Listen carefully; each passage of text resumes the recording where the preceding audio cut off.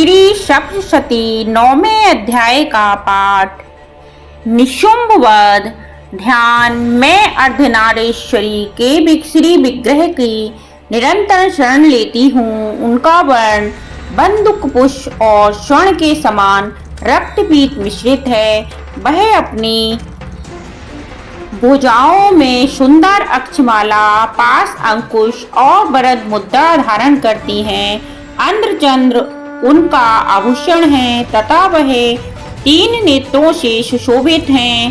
राजा ने कहा, भगवान, आपने रक्त बीज के वध से संबंध रखने वाला देवी चरित्र का यह अद्भुत महात्म मुझे बतलाया।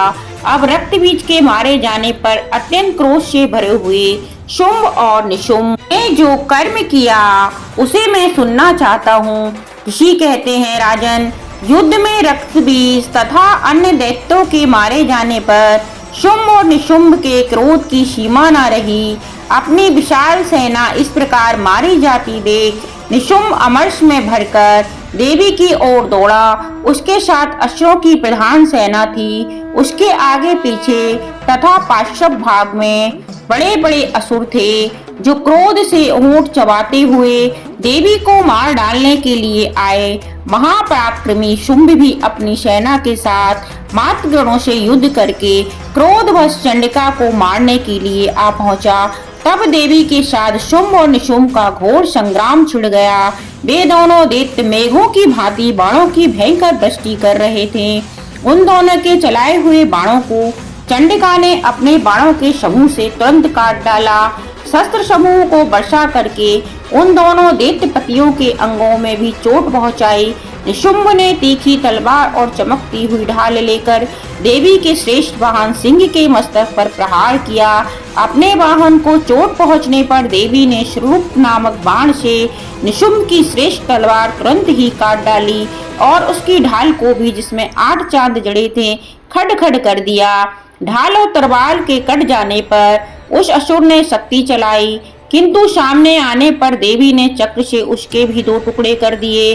अब तो निशुंभ क्रोध में जल उठा और उस दानव ने देवी को मारने के लिए शूल उठाया, किंतु देवी ने समीप आने पर उसे भी मुक्के से मारकर चूर्ण कर दिया। तब उसने गदा घुमाकर चंडी के ऊपर चलाई, परंतु वह भी देवी के त्रिशूल से कटकर भस्म हो गई।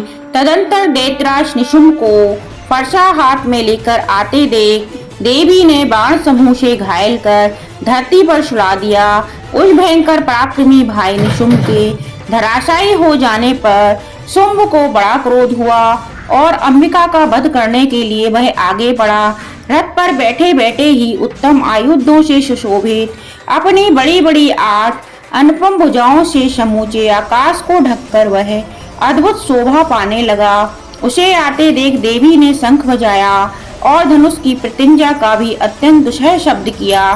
साथ ही अपने घंटे के शब्द से, जो समस्त दैत्य सैनिकों का तेज नष्ट करने वाला था, संपूर्ण दिशाओं को व्याप्त कर दिया।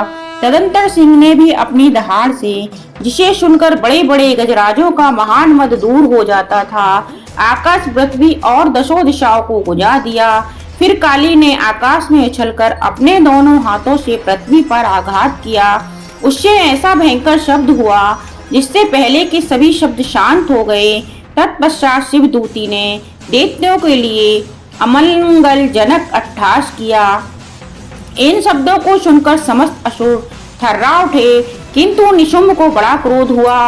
उस समय देवी ने जब शुंभ को लक्ष्य करके कहा, ओ दुरात्मा, खड़ा रहे। तभी आकाश में खड़े हुए देवता बोल उठे, जय हो, जय हो, जय हो।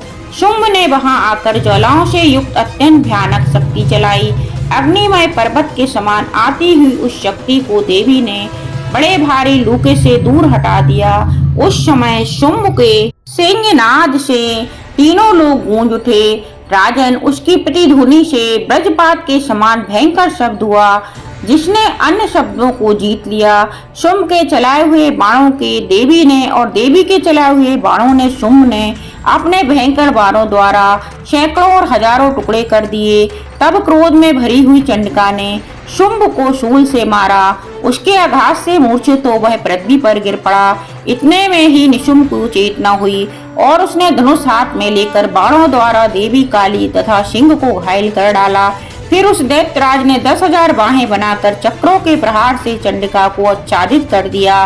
तब दुर्गम पीड़ा का नाश करने वाली भगवती दुर्गा ने कुपित होकर अपने बाणों से उन चक्रों तथा बाणों को काट गिराया।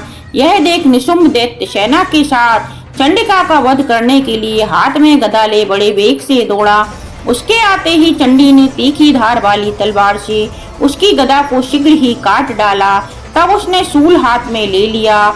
देवताओं को पीड़ा देने वाले निशुंभ को शूल हाथ में लिए आता देख चंडिका ने वेग से चलाए हुए अपने शूल से उसकी छाती छेद डाली।